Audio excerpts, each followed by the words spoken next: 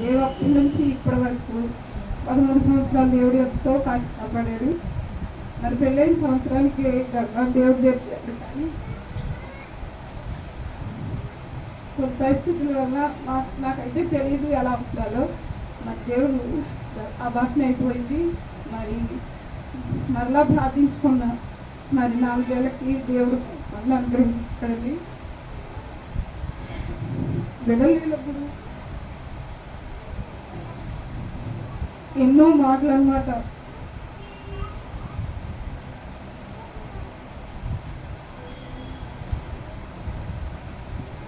నన్ను అనేవాళ్ళు, మా అమ్మగారిని కూడా అనేవాళ్ళు అన్నమాట. మరి నేను ఒకటే ప్రార్థన చేసుకునేదాన్ని, మన బిడ్డనిస్తే నీ కొరకు వాడబడతాడు, నీ కొరకు పెంచుతానయ్యా నేను నా బిడ్డని.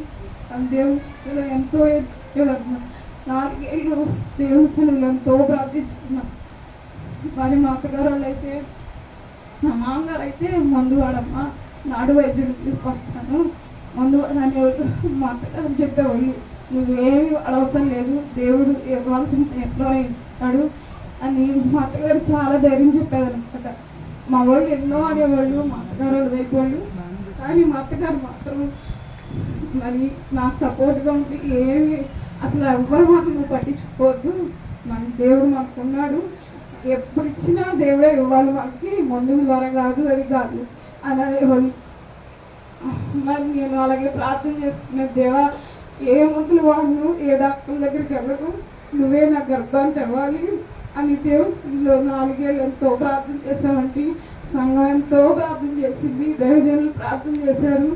మరి వాళ్ళ ప్రార్థన గురించి నాకు 2016 డిసెంబర్ 12 జరిగిన దేవుడు కుమారుని అనుగ్రహించడానికి అందుని బట్టి దేవుడికి ఎంతో నేను అనుకున్నాను అనమాట. బిడ్డ పుడితే ప్రతి సంవత్సరం బిడ్డను బట్టి నేను స్తుతిస్తా దేవా అని దేవుని సన్నిధిలో ఒప్పుకున్నాను అనమాట. అప్పటి నుండి ఇప్పటి వరకు ప్రతి సంవత్సరం నా బిడ్డను బట్టి దేవుని ఎంతో స్తుతిస్తానండి. మరి ఇప్పుడు సంవత్సరం అంతా దేవుడు నా బిడ్డను ఎంతో కాచి కాపాడనమాట. ఏ బలహీనత లేకుండా నా బిడ్డను ఎంతో కాచి కాపాడాడు. మరి స్కూల్కి వెళ్ళినప్పుడు వచ్చినప్పుడు ప్రయాణాల్లో కూడా మేము అక్కడి నుంచి ప్రతి వారం వచ్చేవాళ్ళం అండి. జనవరి మాసం నుంచి ఇప్పటి వరకు ఎన్నో ప్రయాణాలు చేసామన్నమాట. మేము ప్రతి వారం వచ్చేవాళ్ళం. మరి దేవుడు మా ప్రయాణాల్లో నాకు ఎంతో తోడుగా ఉన్నాడు.